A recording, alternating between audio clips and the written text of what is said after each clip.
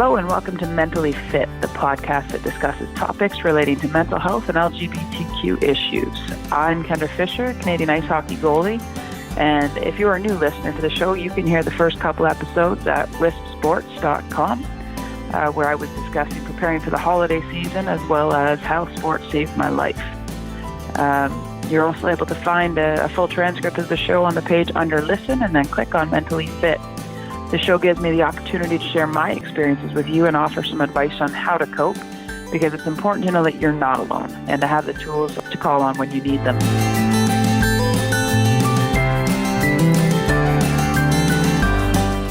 I spend a lot of time now giving talks on the subjects, and on this episode, personally, I would like to discuss the effect of social media and screen time on mental health. And I find this one to be a topic that comes up in my day-to-day journey quite often, actually, as I spend a lot of time in schools, particularly with children and teenagers, as well as a lot of athletes that are younger in their years. And the conversation I'd like to have around is a lot about exposure. I think that we have this understanding now that we live in a world where we're going to be inundated and exposed to many, many different avenues of social media, whether it be online with Facebook and Instagram and Snapchat. And to be quite honest, I couldn't even list them all, or whether you're listening to these podcasts or signing on to YouTube to watch videos. And what I've seen more and more of, and the things that I'm facing more and more with regards to exposure to this, is that at younger ages, kids have so much more information flying at them, way more than I ever had and way more than generations before me had. And there are positives to this. There are absolutely the positives to being able to get on the computer and, type in Google and find out as much information, endless sources on pretty much any topic you could ever dream up. Now, the other side of this, and where I'm finding and seeing evidence that it's affecting people differently, is we don't necessarily know what to do with that information. I know, as somebody who lives with anxiety and panic, I am completely guilty of being my own doctor. I can't count the number of times in the beginning of my illness that I did the whole WebMD search and would come up with this astronomical list of symptoms of what horrible ailment I might be dealing with. And of course, again, being predisposed to worry, it would take me over. It would be this obsession, this focus that I just couldn't let go of, and I would tear it apart and apply it to myself in every possible way. Well, the issue is now we have so many things that are affecting our youth and our teenage and even adults, where they don't necessarily know what to do with that information. I'm not a doctor. I know that I could read everything that WebMD and the Mayo Clinic and the Cleveland Clinic and every hospital and blog and chat message board had online about any symptom I typed in. But the chances are I didn't understand that. Well, imagine that when you're younger. Imagine being inundated with all of this information that, one, you don't necessarily know what it all means. So all of a sudden you're left to process all of this information in a way that you're not capable of doing. And that's scary. That's overwhelming. That's stressful. That's chaotic. And we're seeing increases in anxiety and panic-related disorders in kids and in teenagers. And I don't feel it's being proven over and over again that exposure to screen time and exposure to social media and all of this information, it is a detriment. And it's something that we have to learn and prepare to deal with on a much higher level. And get a lot deeper and sitting down with, and I'm a huge advocate for, if we're going to allow our children, if we're going to allow our teenagers to have free reign on information, then let's do it with them. Let's sit down with them, and let's make sure that if there are questions that come up, they have the opportunity to ask. And if you don't know the answers, sit down with them. Make it a project. Look it up. Find the information. Find the answers. And start answering some of those questions. because it's our failure if we're going to allow people to be exposed to all of this information and never give them the opportunity to actually understand it. And I guess I'll take that a step further, and this doesn't make me very popular, especially when I walk into a high school or some of the grade 4 to 8 population, which to me before, the thought of somebody in grade 4 having their own Facebook account or having their own access to a phone, a smartphone, it was beyond me. And now, I mean, I'm having 8-year-olds come up and have conversations with me about things that they shouldn't necessarily know about. But if they do, they shouldn't have to wait for me to show up to their school once a year to be able to find somebody safe to ask about it. And I'm finding this more and more, that these people are dealing with these things that they have no outlet for. And it's mind-boggling to me that we would allow that kind of exposure. And on the flip side, the whole issue with screen time is it is quite literally a drug, especially in the younger years. There's now research out there. There is factual scientific evidence that proves that screen time in a child younger than 2 years old, sedentary screen time, will 100% cause developmental issues and will cause issues pertaining to mental health. And that just continues right through. The recommended screen time for somebody from the ages from 2 to 5 is no more than half an hour a day. And I can't count the number of times I've seen people sitting there and using their phones and their iPads as a babysitter, as a distraction, as a chance to buy yourself an extra 20 minutes of time to do what you need to do. And as a parent, I understand it. I understand the desire to go that route, but I think we need to do better. I know we need to do better.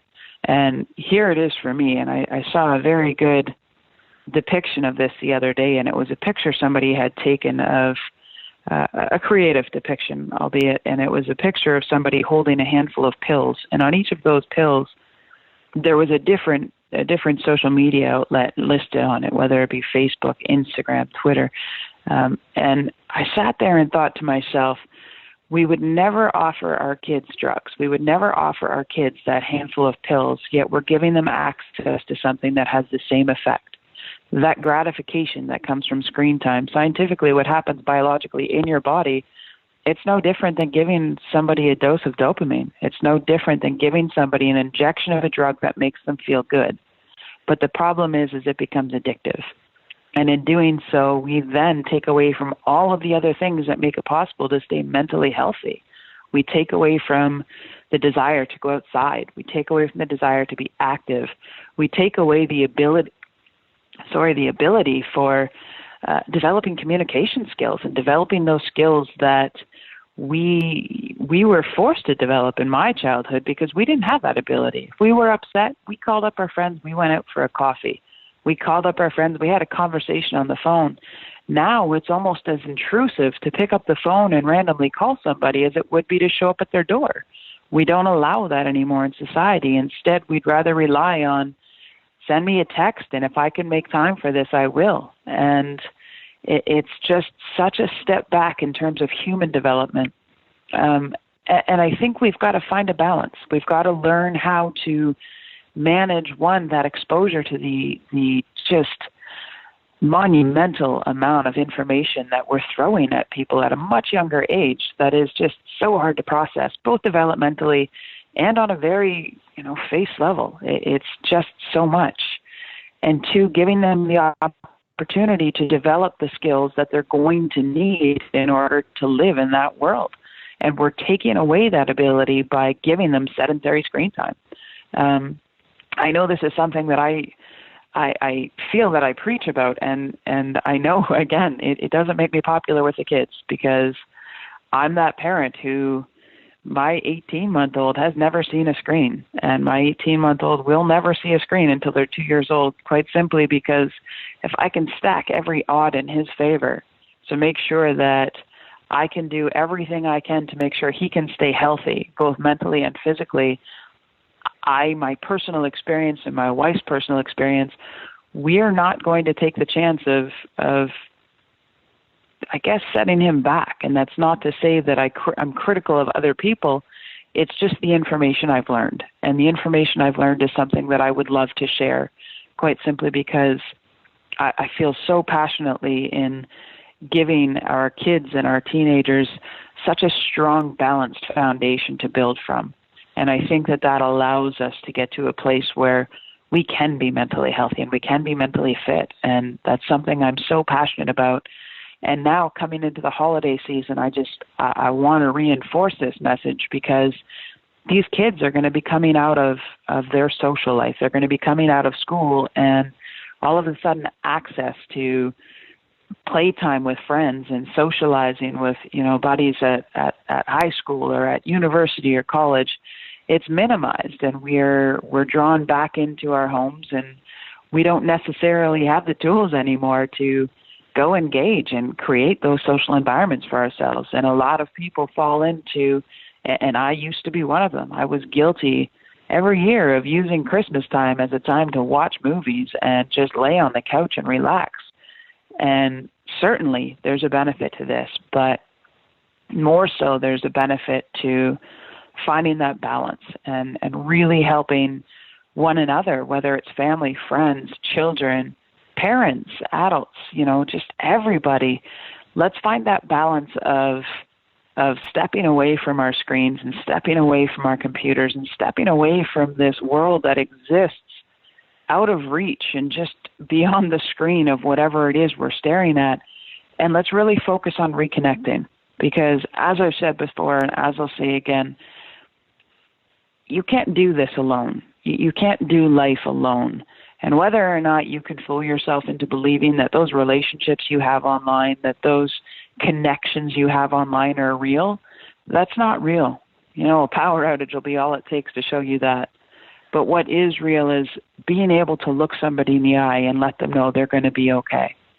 So I just want to say, let's really kind of work together to start, one, educating each other, two, helping each other through the chaos that is what we face now every day, and really emphasizing this with the younger generations and forcing them to develop healthy habits now that will help them to cope as they get older. And let's just really use the holiday season as a time to reconnect, and let's reconnect somewhere other than online, please.